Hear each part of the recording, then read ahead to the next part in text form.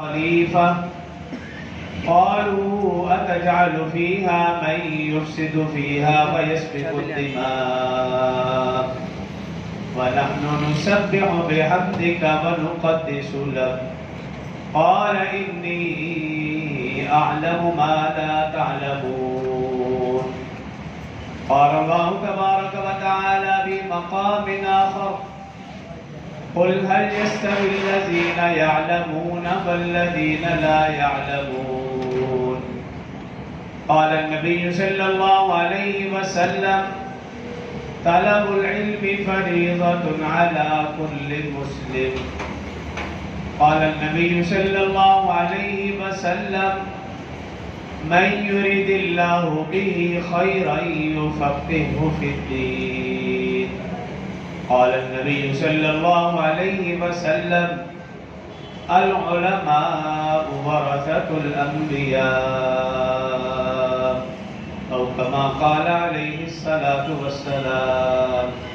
صدق الله العظيم وصدق رسوله النبي الكريم ونحن على ذلك لمن الشاهدين والشاكرين والحمد لله رب العالمين. تمام آباب مرتبہ آغاز بلند نماز والا درود شریف پڑھ لیں. اللهم صل على محمد وعلى آل محمد كما صليت على إبراهيم وعلى آل إبراهيم إنك حميد مجيد. اللهم بارك على محمد وعلى آل محمد كما باركت على إبراهيم وعلى آل إبراهيم إنك حميد مجيد. رب اشرح لي صدري ويسر لي أمري واحلل عقدة من لساني يفقهوا قولي. رب زدني علما رب زدني علما رب زدنی علما. میرے پہلی بار پر احترام برادران اسلام دوستوں بزرگ بھائی، شوال المکرم کا مہینہ اور شوال المکرم کے مہینے میں بر صغیر پاک و ہند کے اندر جتنے بھی مدارس ہیں اس میں نیو ایڈمیشن ہو رہے ہیں. تقریباً اتوار تک نظام مکمل ہو جائے گا. بعد میں تو پڑھائی شروع ہو گئی، بعد میں پیر والے دن سے. اسی مناسبت سے گزشتہ جمعہ بھی علم اور اہل علم کے حوالے سے چند فضائل عرض کیے تھے. آج کے مختصر خطبہ میں اسی حوالے سے چند گزارشات عرض کروں گا تاکہ ہمارے ذہنوں میں علم اور اہل علم کی اہمیت بیٹھ سکے اور ہم اپنے بچوں کو دین سکھانے والے بنے. خاص طور پر کسی ایک بچہ یا بچی کو ضرور دین کے لیے وقف کرے اور پھر آپ دیکھیں گے کہ جس کو ہم نے دین کے لیے مکمل طور پر وقف کیا وہ دنیا میں بھی راحت کا سامان ہے اور آخرت میں بھی انشاءاللہ نجات کا ذریعہ بنے گا. جو سب سے پہلے آیت مبارکہ تلاوت کی، اللہ رب العزت نے اس میں انسان کو جو دیگر مخلوقات پر فضیلت بخشی اس کی وجہ بیان فرمائی. وَإِذْ قَالَ رَبُّكَ لِلْمَلَائِكَةِ إِنِّي جَاعِلٌ فِي الْأَرْضِ خَلِيفَةً. اللہ رب العزت نے فرشتوں سے کہا کہ میں زمین میں اپنا نائب، اپنا خلیفہ بنانے والا ہوں. قالوا أتجعل فيها من يفسد فيها ويسفك الدماء. فرشتوں نے عرض کی یا اپنا خدشہ ظاہر کیا، أتجعل فيها من يفسد فيها ويسفك الدماء. کیا آپ ایسی مخلوقات پیدا کرنے والے ہیں جو زمین میں فساد پھیلائے گی اور خون ریزی کرے گی؟ وَنَحْنُ نُسَبِّحُ بِحَمْدِكَ وَنُقَدِّسُ لَكَ. اگر دوسری مخلوق کو پیدا کرنے کا مقصد عبادت ہے تو اے باری تعالیٰ وَنَحْنُ نُسَبِّحُ، ہم تیری تسبیح بیان کرتے ہیں، بِحَمْدِكَ، اور ہم تیری تحمید بیان کرتے ہیں، حمد بیان کرتے ہیں، وَنُقَدِّسُ لَكَ، اور تیری تقدیس، تیری پاکی ہم بیان کرتے ہیں. عبادت تو ہم کر رہے ہیں. اللہ رب العزت نے فرمایا انی اعلم ما لا تعلمون، جو میں جانتا ہوں تم نہیں جانتے۔ ایک اور جگہ جو دوسری آیت میں نے آپ کے سامنے پڑھی، قل هل يستوي الذين يعلمون والذين لا يعلمون، اللہ رب العزت فرما رہے ہیں کیا جاننے والے اور نہ جاننے والے برابر ہو سکتے ہیں؟ علم رکھنے والے اور علم نہ رکھنے والے برابر ہو سکتے ہیں؟ یا کیا عالم اور جاہل برابر ہو سکتے ہیں؟ انما یتذکر اولو الالباب، اللہ فرمانا عقل مند لوگوں کے لیے اس میں نصیحت ہے۔ اور جو حدیث مبارکہ تلاوت کی ان میں سے جو پہلی حدیث، اس میں رسول اللہ صلی اللہ علیہ وسلم نے ارشاد فرمایا طلب العلم فریضۃ علی کل مسلم، کچھ احادیث میں ہے طلب العلم فریضۃ علی کل مسلم و مسلم،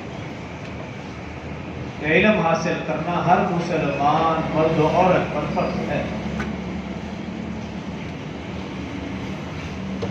یہاں پہ لفظ علم نہیں العلم ہے، طلب العلم عربی زبان میں صرف علم کا لفظ نہیں، اگر صرف علم کا لفظ ہو اس سے مراد ہر علم، بلکہ اس سے مراد اس کائنات کی ساری معلومات، لیکن لفظ علم ہے ہی حدیث میں لفظ العلم ہے، علم کے اوپر الف لام ہے، اور یہ الف لام ہمیں کچھ بتانا چاہ رہا ہے کہ جو حدیث ہے رسول اللہ صلی اللہ علیہ وسلم کی کہ علم حاصل کرنا ہر مسلمان مرد و عورت پر فرض ہے، وہ علم ہر علم مراد نہیں بلکہ العلم مراد ہے، الف لام جس کے اوپر ہے، اور الف لام خاص کے لیے آتا ہے، ہر علم کے لیے نہیں آتا، خاص علم کے لیے۔ اور دوسری حدیث میں اس کی وضاحت ہے کہ اس علم سے مراد قرآن و حدیث کا علم ہے، نہ یہ کہ دنیاوی علوم۔ حالانکہ جتنے بھی مساجد ہیں، جتنی بھی مساجد ہیں یا جتنے بھی مدارس ہیں، انہوں نے اپنے مسجد یا مدرسے کے باہر یہ حدیث نہیں لکھی، لیکن جتنے بھی سکول کالجز یونیورسٹیاں ہیں، سب نے اپنے گیٹ کے اوپر دیوار کے اوپر اس حدیث کو لکھا ہوا، حالانکہ اس علم سے مراد وہ ہے، اس علم سے مراد قرآن و حدیث کا علم، اور قرآن و حدیث کا علم ہر مسلمان مرد و عورت پر فرض ہے۔ اور اگر فرض آپ سمجھتے ہیں، فرض سے مراد یہی کہ اگر کوئی شخص وہ علم حاصل نہیں کرتا تو وہ گناہگار ہے، تو اس کا یہ مطلب ہرگز نہیں کہ ہر شخص عالم بنے وگرنہ گناہگار، ایسا بھی نہیں۔ قرآن و حدیث کا علم ہر مسلمان کے اوپر فرض ہے، لیکن اتنا قرآن کا جاننا اور پڑھنا مسلمان کے اوپر سیکھنا فرض ہے جس سے اس کی نماز درست ہو سکے، یہ فرض ہے۔ اگر کوئی شخص اتنا بھی نہیں سیکھتا تو وہ گناہگار ہے۔ لیکن یاد رکھیں، دوبارہ میں الفاظ دہرا رہا ہوں، ہر مسلمان کے لیے اتنا قرآن کا سیکھنا فرض ہے جس سے اس کی نماز درست ہو سکے۔ اس میں ایک اور لفظ اضافہ کر رہا ہوں، تجوید کے ساتھ، بغیر تجوید کے نہیں، تجوید کے ساتھ اتنا قرآن کا یاد کرنا ہر مسلمان کے لیے فرض عین ہے جس سے اس کی نماز درست ہو سکے۔ اگر آپ تجوید کے ساتھ نہیں پڑھتے، اس کا مطلب یہ ہے کہ کہیں نہ کہیں کمی ہے، اس کو دور کرنے کی کوشش کرنی چاہیے۔ آپ عمر کے جس حصے میں بھی ہے، اگر آپ کسی بھی حافظ قاری عالم دین سے کہیں گے کہ مجھے تجوید کے ساتھ پہلا کلمہ ٹھیک کرا دو، مجھے تجوید کے ساتھ سورہ فاتحہ پڑھا دو، درست کرا دو، مجھے تجوید کے ساتھ قل ہو اللہ پڑھا سکھا دو، تو وہ انکار نہیں کرے گا، وہ فی سبیل اللہ آپ کو یہ باتیں بتا دے گا، سکھا دے گا، کچھ مطالبہ بھی نہیں کرے گا، اگرچہ آپ بھی جیب کو نہیں ہلائیں گے لیکن وہ بھی مطالبہ نہیں کرے گا فی سبیل اللہ۔ لیکن اگر آپ سکول میں جائیں گے وہ پہلے فیس ایڈوانس فیس لیں گے۔ تو اتنا علم حاصل کرنا ہر مسلمان کے اوپر فرض عین ہے کہ اس کی نماز درست ہو سکے تجوید کے ساتھ۔ اور اسی طرح نماز کے فرائض واجبات سنتیں، وضو کے فرائض واجبات سنتیں، غسل کے فرائض واجبات سنتیں، ہر مسلمان مرد و عورت کے لیے ان کو یاد کرنا سیکھنا فرض ہے۔ معلوم ہوگا تو ہماری نماز درست ہوگی۔ اگر فرض واجبات سنتیں معلوم نہیں تو وضو کیسے درست، غسل کیسے درست، نماز کیسے درست، جب معلوم ہی نہیں۔ معلوم ہوگا تو ہمارا وضو، ہماری نماز، ہمارا غسل درست ہوگا۔ اگر معلوم نہیں تو پھر کہیں غلطی ہے تو معلوم نہیں ہوگا۔ یا دوسرے لفظوں میں یوں سمجھو، ہر مسلمان کے لیے 6 چیزوں کا علم ضروری ہے، جائز ناجائز، حلال حرام، پاک اور ناپاک۔ ان 6 چیزوں کا علم ہر مسلمان مرد و عورت کے اوپر فرض عین، اگر وہ نہیں حاصل کرتا تو گنہگار۔ اور اگر آپ پریشان ہیں کہ ان چیزوں کو کب اور کیسے اور کس طرح سیکھیں، آسان حل جو گزشتہ جمعہ میں نے عرض کیا تھا، آپ درد تبلیغ میں چلے جائیں، ساری باتیں بآسانی بغیر مشقت کے آپ کو یہ یاد ہو جائے گی، بغیر مشقت کے بآسانی۔ نہ وہاں کوئی مذہب کا مسئلہ، نہ مسلک کا مسئلہ، نہ کوئی رفع دین کا مسئلہ، نہ آمین اونچی نیچی کہنے کا مسئلہ، نہ ہاتھ اوپر نیچے باندھنے کا مسئلہ ہوگا، نہ پاؤں کھلے اور اکٹھے کر، کوئی بھی مسئلہ نہیں ہوگا۔ آپ کو کسی بھی قسم کی کوئی پریشانی نہیں، آپ وقت لگا لو، یہ ساری چیزیں آ جائیں گی اور اچھے طریقے سے آ جائیں گی انشاءاللہ۔ یہ آسان آپ کے پاس آ جائے گی، کیونکہ آپ کو حافظ قاری عالم امام صاحب سے پوچھتے ہوئے تو شرم آتی ہے، مدرسے جاتے ہوئے تکلیف ہوتی ہے، تو آپ کے لیے آسان اور راحت والا حل یہ ہے، آپ اس کو اپنائیں گے تو اسی میں آپ کی خیر ہے۔ دوسری جو حدیث میں نے پڑھی حضرت معاویہ رضی اللہ عنہ سے مروی کہ من یرید اللہ بہ خیر یفقہہ فی الدین،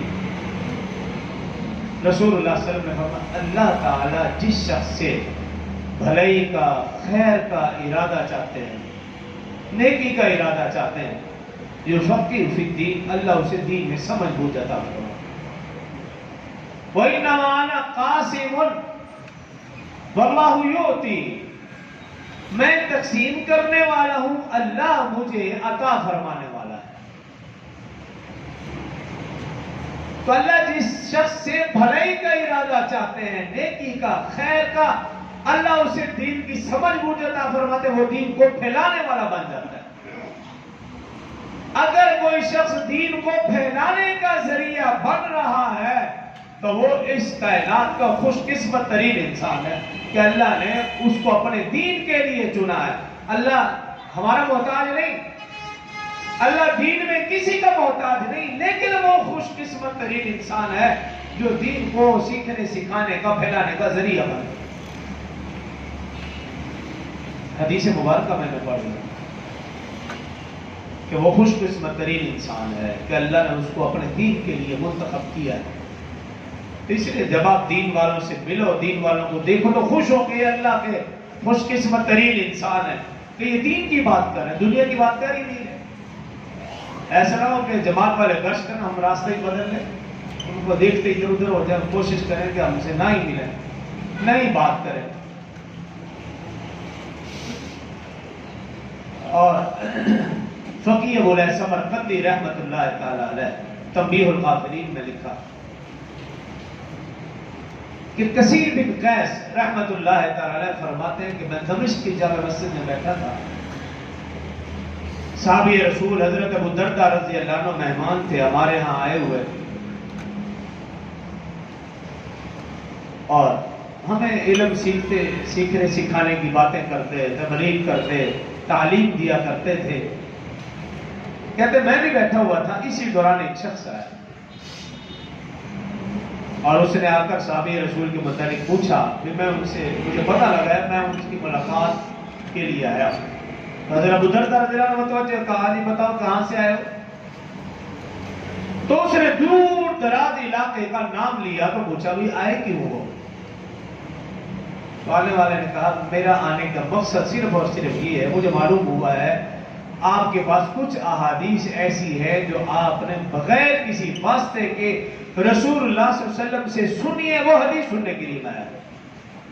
حضرت دردر کھڑے ہو گیا اور اس کے استقبال کیا، پیشانی پہ بوسہ دیا اور بیٹھ گئے. کہا بھی پہلے تو میں آپ کو یہ حدیث سنانا چاہتا ہوں، من سلک طریق المری. فرمایا کہ میں نے رسول اللہ صلی اللہ علیہ وسلم سے سنا، جو شخص علم حاصل کرنے کے لیے کسی راستے پر چلتا ہے، اللہ اس کے لیے جنت کا راستہ آسان فرما دیتا ہے. کیونکہ آنے والے کا مقصد صرف اور صرف علم حاصل کرنا تھا، دنیا کا مقصد نہیں، کوئی تجارت نہیں، کوئی کاروبار نہیں، کسی اور سے ملاقات نہیں تھی، مقصد علم حاصل کرنا. تو پہلے یہ حدیث سنی اور پھر ساتھ یہ فرمایا، اسی حدیث کے ساتھ فرمایا کہ رسول اللہ صلی اللہ علیہ وسلم نے ارشاد فرمایا، جو علم کے حصول کے لیے نکلتا ہے فرشتے اس کے پاؤں کے نیچے پر بچھاتے ہیں، اور روئے زمین پر جتنی بھی مخلوق ہے ساری کی ساری مخلوقات اس کے لیے استغفار کی دعا کرتی ہے، رحمت کی دعا کرتی ہے، حتیٰ کہ مچھلیاں سمندر کی تہ میں بھی اس کے لیے استغفار کرتی ہیں. اور پھر فرمایا کہ رسول اللہ صلی اللہ علیہ وسلم نے فرمایا، ایک عالم کو ساری مخلوقات پر ایسے فضیلت حاصل ہے جیسے 14ویں کے چاند کو ستاروں پر فضیلت حاصل ہے. اور پھر فرمایا کہ علماء انبیاء کے وارث ہے. انبیاء نے اپنی میراث میں دراہیم و دنانیر نہیں چھوڑا، مال و دولت کو نہیں چھوڑا، انبیاء نے اپنی میراث میں علم کو چھوڑا، اور جس نے اس میں سے حاصل کیا اللہ اس کو اس کے حصے کے مطابق علم دے گا اور اپنے شان اجر عظیم بھی عطا فرمائے گا. آپ ہر جمعے تشریف لاتے ہیں، آپ اسی نیت سے آتے ہیں کہ ہم جمعہ پڑھیں گے. آپ تھوڑی سی نیت یہ کر لیں کہ ہم دین بھی سیکھیں گے، دین کی بات سیکھیں گے، اس کو سمجھیں گے، اس پر عمل کریں گے، اور گھر میں جا کر اپنے دوستوں میں، گھر والوں میں وہ بات جو سیکھی ہے وہ پہنچائیں گے. تو اب ہر جمعے سمجھو علم حاصل کرنے کے لیے آ رہے ہیں، اور جتنے بھی فضائل ہیں یہ آپ کے ساتھ بھی ہے، صرف نیت کے اوپر. اب یہ نیت کر لیں گے، ایک دفعہ کر لیں، جب بھی آئیں گے ہم علم سیکھنے کی نیت سے آئیں گے تو انشاءاللہ ثواب ملتا رہے گا. تو یہ علماء انبیاء کے وارث ہیں، اور جو انبیاء کے وارث ہے، ایک میرا اور آپ کا وارث. ہمارا بچہ، ہماری بچی، ہماری اولاد وہ ہمارے وارث ہیں. وہ اچھا کرے یا برا کرے ہم برداشت کرتے ہیں، خندہ پیشانی سے برداشت کرتے ہیں، خوش دلی سے برداشت کرتے ہیں. تو یہ انبیاء کے وارث ہیں. اگر میرا اور آپ کا وارث غلطی کرتا ہم برداشت کرتے ہیں. اگر انبیاء کے وارث سے اونچ نیچ ہو جائے تو پھر جو اتنی بڑی نسبت ہے، جہاں علماء کو خیال کرنا چاہیے اپنی نسبت کا، وہاں آپ کو بھی خیال کرنا چاہیے. گزشتہ جمعے میں نے اس کے اوپر تھوڑی سی زیادہ بات کی تھی. تو یہ انبیاء کے وارث حضرت ابو ہریرہ رضی اللہ تعالیٰ عنہ اس وقت بازار میں تشریف لائے جب بازار میں کاروبار اپنے عروج پر تھا. بیچ بازار میں، بیچ چوراہے میں، چوک میں آئے اور سلام کیا، سب کو اپنی طرف متوجہ کیا. جب سب لوگ متوجہ ہو، صحابی رسول تشریف فرما ہے، لگتا ہے کوئی اہم بات ہے، ان کی طرف متوجہ ہوئے. جب متوجہ کہا، رہے لوگوں تم دنیا کے کاروبار میں لگے ہو، سنو مسجد نبوی میں رسول اللہ صلی اللہ علیہ وسلم کی میراث تقسیم ہو رہی ہے. جب یہ بات کہی، صحابی رسول تھے، تو فوراً لوگ مسجد نبوی کی طرف دوڑے، اور کچھ ہی دیر کے بعد واپس آئے. صحابی رسول وہی تشریف فرما تھے. تو آ کر عرض کیا، صحابی رسول ہم مسجد تو گئے لیکن ایسا تو کچھ بھی نہیں کہ رسول اللہ صلی اللہ علیہ وسلم کی میراث تقسیم ہو رہی ہو. تو صحابی رسول نے پوچھا کہ تم نے کیا دیکھا؟ لوگوں نے عرض کی، اے صحابی رسول ہم نے دیکھا کہ کچھ لوگ بیٹھے ہیں، کچھ علم سکھا رہے ہیں اور کچھ علم سیکھ رہے ہیں. کہا یہی تو رسول اللہ صلی اللہ علیہ وسلم کی میراث ہے، علم کو سیکھنا اور سکھانا. یہ رسول اللہ صلی اللہ علیہ وسلم کی. حضرت انس بن مالک رضی اللہ عنہ کی روایت ہے، فرماتے ہیں رسول اللہ صلی اللہ علیہ وسلم نے ارشاد فرمایا، جس شخص کو یہ پسند ہو کہ وہ ایسے لوگوں کو دیکھے جس کو اللہ نے دوزخ سے آزاد کر رکھا ہے، وہ علم سیکھنے سکھانے والوں کو دیکھے. اور پھر فرمایا رسول اللہ صلی اللہ علیہ وسلم نے، اس ذات کی قسم جس کے قبضہ میں محمد صلی اللہ علیہ وسلم کی جان ہے، جو شخص علم کے حصول کے لیے عالم کے دروازے پر چکر لگاتا ہے، اللہ تعالی ہر حرف کے بدلے میں، ہر قدم کے بدلے میں ایک سال کی عبادت کا ثواب لکھ دیتا ہے۔ اللہ تعالی ہر قدم اور ہر حرف کے بدلے میں جنت میں ایک شہر بنا دیتے ہیں، اور روئے زمین پر جتنی بھی مخلوق ہے وہ اس کے لیے استغفار کرتی ہے، اور فرشتے آپس میں باتیں کرتے ہیں اور کہتے ہیں کہ تم گواہ ہو جاؤ، یہ وہ لوگ ہیں جن کو اللہ نے دوزخ سے عذاب کر رکھا ہے۔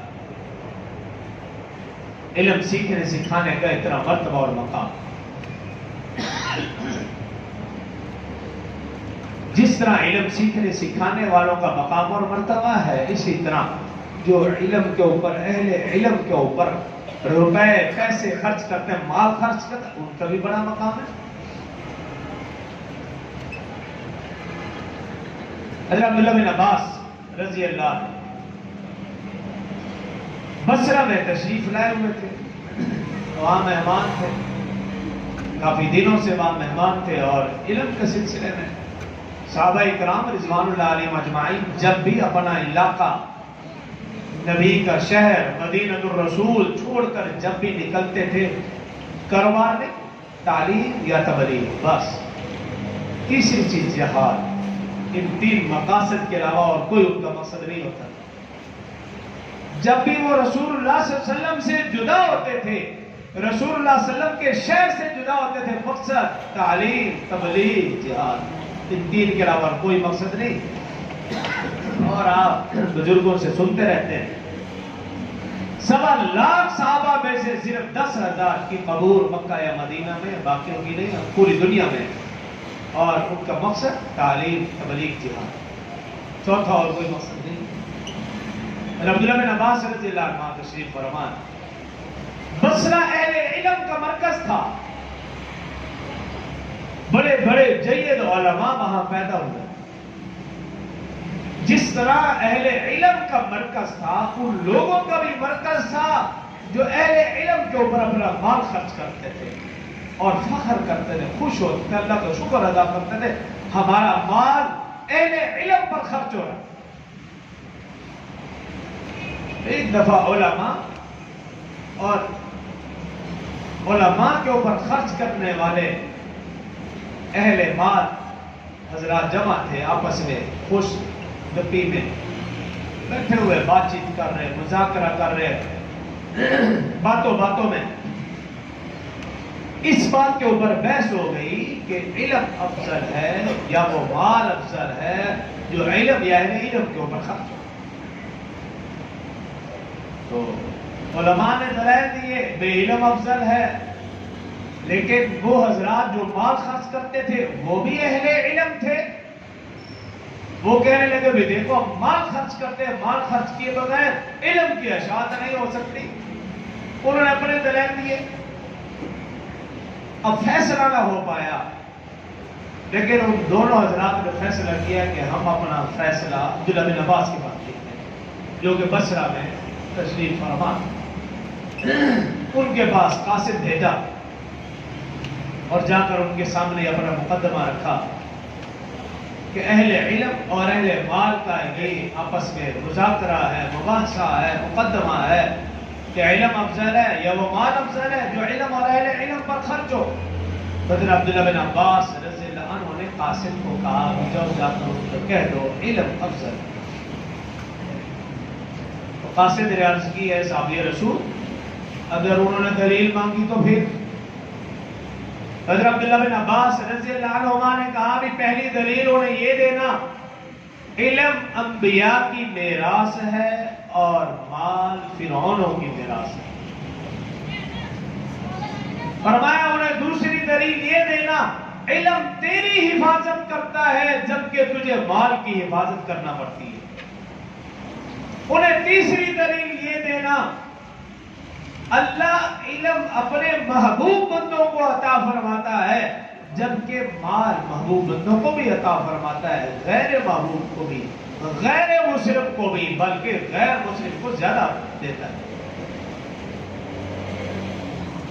اور فرمایا چوتھی دلیل یہ دینا، علم جتنا خرچ کرو گے بڑھتا چلا جائے گا، دنیا میں بھی اور آخرت میں بھی۔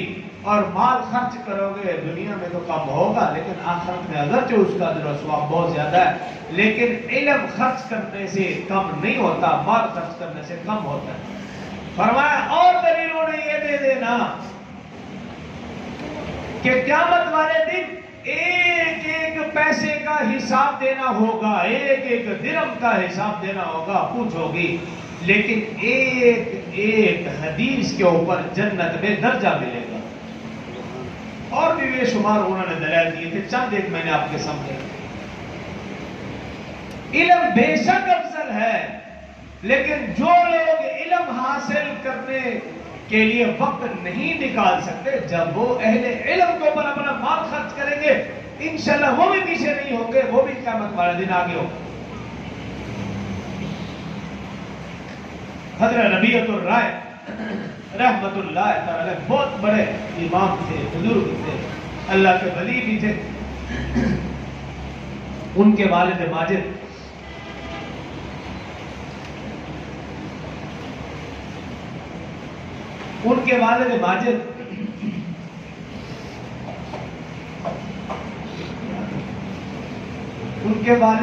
ماجد جہاد کے سلسلے میں گھر سے نکلے۔ بعض حضرات نے لکھا تبلیغ کے سلسلے میں نکلے، لیکن تبلیغ و جہاد و بات تو ایک ہی، اگر سمجھنے والے سمجھے تو بات ایک ہے۔ کیونکہ جو حضرات پہلے اللہ کی راہ میں نکلا کرتے تھے، وہ تبلیغ اور جہاد دونوں کو اکٹھے لے کر چلتے تھے، اس وجہ سے وہ دنیا میں کامیاب تھے۔ آج ہم نے تبلیغ جہاد کو الگ الگ کیا، اس لیے ہم ناکام ہیں اور پوری دنیا میں ذلیل و رسوا ہے۔ اور جب تک یہ دونوں جدا رہیں گے تو اسی طرح ہم رہیں گے، بلکہ اس سے بدتر حالات ہوں گے۔ جس دن مسلمانوں نے تبلیغ جہاد کو اکٹھے کر دیا، پوری دنیا پر غالب۔ آپ دیکھیں تبلیغ کے لیے لاکھوں کا مجمع ہوتا ہے صرف ایک لاہور میں۔ اگر اسی طرح آپ پوری دنیا کے تبلیغیوں کو اکٹھا کریں اور ان کی تعداد دیکھیں تو حیران ہوں گے، لیکن جب جہاد کی بات کریں گے ایک بھی شاید آگے نہ ہو، سب پیچھے۔ تو یہی ناکامی کی وجہ ہے۔ تبلیغ جہاد کو الگ کیا تو ناکام ہو گئے، اکٹھے کریں گے تو انشاءاللہ کامیاب و کامران۔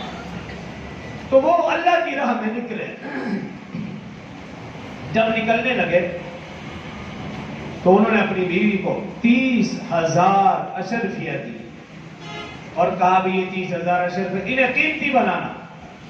یہ کہتا چل دیے، ان کی بیوی حاملہ تھی، 30,000 اشرفیہ دی اور کہا انہیں قیمتی بنانا اور چل دیے، اللہ کی راہ چلے گئے۔ 1-2 سال نہیں، 27 سال کے بعد ان کو خیال پیدا ہوا کہ میں گھر جاؤں، اللہ کی راہ میں تھے۔ 27 سال سے پہلے جب گئے تو جوان تھے، جب واپس پلٹے تو بوڑھے اور ضعیف ہو چکے ہیں۔ جب پہنچے صبح کا وقت تھا، نماز سے پہلے کا وقت تھا، انہوں نے کہا بھی پہلے میں مسجد جاؤں، نماز ادا کروں پھر گھر آؤں گا۔ نماز پڑھی، نماز کے بعد دیکھا کہ خوبصورت کڑیل نوجوان عالم دین درس دے رہا ہے، اس کو دیکھا، خوش بھی ہو رہے ہیں اور تمنا بھی کر رہے ہیں کاش میرا بیٹا ہوتا، اس طرح مسجد نبوی میں بیٹھ کر درس دیتا۔ خیر نماز سے فارغ ہونے کے بعد ڈھونڈتے ہوئے اپنے گھر پہنچے، دستک دی، اندر سے وہی عالم دین باہر، واپس میں ٹاکرا ہوگا۔ پوچھا بھی کون ہو تم؟ کہا بھی میں جو بھی ہوں بتاؤ، تم میرے گھر میں کیا کر رہے ہو؟ بابا جی نے کہا جب تمہارا گھر، یہ تو میرا گھر ہے، تم بتاؤ میرے گھر میں کیا کرنے آئے ہو؟ آپس میں بحث و مباحثہ ہوا، یہی آواز گھر والوں تک پہنچی۔ گھر والی گیٹ پر آئی اور بیٹے اور باپ کو سمجھایا، نہیں یہ باپ ہے اور یہ بیٹا ہے تمہارا۔ اب وہ باپ کو قدر ہو گئی اور پوچھا وہ 30,000 اشرفیاں کہاں ہیں؟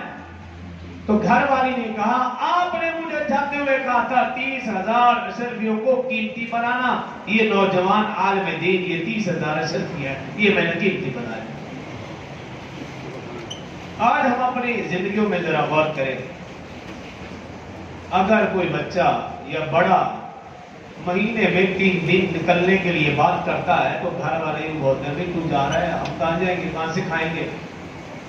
اگر وہی بچہ کہے گھر والوں کو بھی میں 3 سال کے لیے ملک سے باہر جا رہا ہوں اور کچھ بھیجوں گا بھی نہیں بلکہ تم ہی مجھے پیسے دینا، گھر والے خوش قبول کر ٹھیک ہے تم جاؤ باہر، 3 سال تک ہم تیرا خرچہ بھی برداشت، تم بے شک نہ دینا۔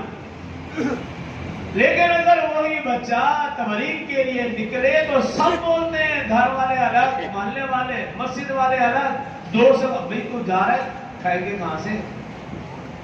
جب وہ 3 سال کے لیے ملک سے باہر جا رہا تھا تم نے ادھار لے کر اس کے ٹکٹ ہر چیز کا خرچ، تب تمہارا دماغ کہاں کام کر رہا تھا؟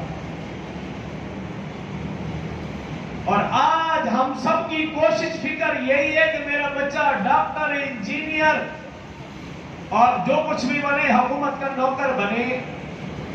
آپ کو عبرت کے لیے صرف آخری بات کرنا چاہتا ہوں، آپ لاہور کے کسی اولڈ ہاؤس میں چلے جاؤ یا کراچی کے اولڈ ہاؤس میں چلے جاؤ، کسی بوڑھی ماں سے پوچھ لو بھئی تمہارے بچے کہاں؟ وہ بولے گی میرا بڑا بچہ بریگیڈیئر ہے، دوسرا بچہ ڈاکٹر اور ملک سے باہر، بچے کدھر ہے؟ بھی وہ بھی ڈاکٹر ہے، تو کہاں دھکے کھا رہی ہے، مجھے یہاں چھوڑ دے۔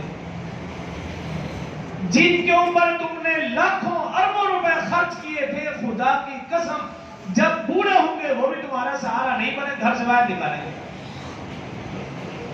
آج تک پوری دنیا میں کسی نے یہ نہیں کہا میں نے بچے کو حافظ قاری عالم دین بنایا تھا اور اس نے ہمیں دھکا دے کر گھر سے باہر نکالا، ایسی پوری زندگی میں کئی مثال نہیں ملے۔ غلطی تو ہم کر رہے ہیں۔ تو میں نے گزشتہ میں بھی عرض کیا، آج پھر عرض کر رہا ہوں، سوال کا مہینہ ہے، برے صغیر پاک و ہند کے اندر جتنے بھی مدارس ہیں وہاں ایڈمیشن ہو رہے ہیں، مدارس فری میں آپ کے بچے کو تعلیم دیں گے، ہاسٹل بھی فری، کھانا بھی فری، تعلیم بھی فری ہے، تو روپے کسی تو قدر نہیں نا، بھی فری ہے۔ اور آپ جہاں لاکھوں روپے خرچ کرتے ہیں سکول یونیورسٹی میں، یقین سے کہتا ہوں جب وہ بچہ پڑھ کر بڑا ہوگا یا تو وہ ڈگری ہاتھ میں لیے رسوا ہوگا، ذلیل ہوگا، اس کو نوکری نہیں ملے گی۔ آج آ کے ریلی لگائے، رکشا چلائے۔ اور ایک حافظ قاری عالم دین قسم کھا کر کہتا ہوں اگر وہ قرآن سینے میں لے کر کہیں جنگل میں بھی بیٹھ جائے اللہ اس کو عزت کی روزی دے گا۔ اللہ نے دین میں برکت رکھی ہے، تو جہاں ہم اپنی اولاد کو دنیا سے کھانے کے چکر میں پاگل ہو رہے ہیں، آپ تھوڑی دیر کے لیے عقل مند ہو کر ان کو دین بھی سکھاؤ، تاکہ دین دنیا اکٹھے ہوں گے تو دنیا بھی سنور جائے گی، آخرت بھی سنور جائے گی۔ جو کہا اللہ مجھے اور آپ کو سمجھے گا۔